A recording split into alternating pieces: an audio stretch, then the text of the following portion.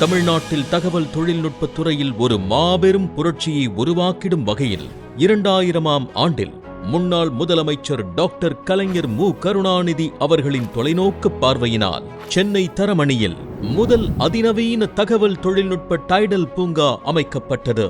இதனைத் தொடர்ந்து 2010ஆம் ஆண்டில் தகவல் தொழில்நுட்பத் துறையின் வளர்ந்து வரும் தேவைகளை பூர்த்தி செய்திட டைடல் பூங்கா கோயம்புத்தூர் நிறுவப்பட்டது.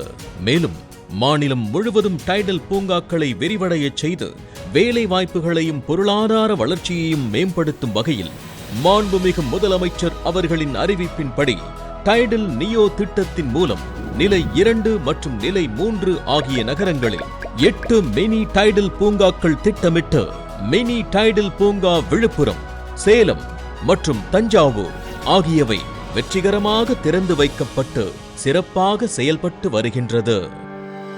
இந்த டைடலின் மாபெரும் வெற்றி பயணத்தில் ஒரு மைல்கல்லாக தற்போது டைடல் பூங்கா பட்டாபிராம் சென்னையை அடுத்து மிக பிரம்மாண்டமான தகவல் தொழில்நுட்ப பூங்காவாக ஆவடி பகுதியில் ரூபாய் 330 கோடி மதிப்பீட்டில் 5.57 லட்சம் சதுரடி பரப்பளவில் தரைத்தளம் மற்றும் 21 தளங்களுடன் கட்டப்பட்டுள்ள அதிநவீன டைடல் பூங்கா இன்று மாண்புமிகு முதலமைச்சர் அவர்களால் திறந்து வைக்கப்பட்டது.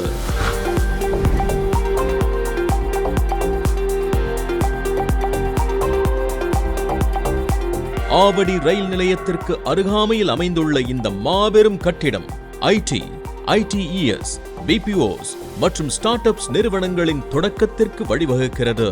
இக்கட்டிடத்தின் ஒருங்கிணைந்த வசதிகளாக 100% மின் ஆக்கி அமைப்பு, மின் தூக்கி அமைப்பு, ஒருங்கிணைந்த குளிர்சாதன வசதி, 33 kV மின்சார இணைப்பு வசதி, ஒருங்கிணைந்த கட்டிட மேலாண்மை அமைப்பு, உணவருந்தும் பகுதி, 24/7 பாதுகாப்பு மற்றும் CCTV கண்காணிப்பு, கலந்தாய்வு அரங்கம், விளம்பர பகுதி, உடற்பயிற்சி கூடம், உட்புற விளையாட்டு பகுதி, மின்சார வாகன சேர்வி மற்றும் மருத்துவ மையம் ஆகியவை ஏற்படுத்தப்பட்டு வருகிறது.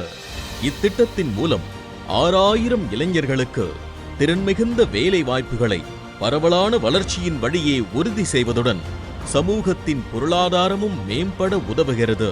இக்கட்டிடத்தை திறந்து வைத்த திராவிட நாயகன் மாண்புமிகு தமிழ்நாடு முதலமைச்சர் அவர்களுக்கு நெஞ்சார்ந்த நன்றி.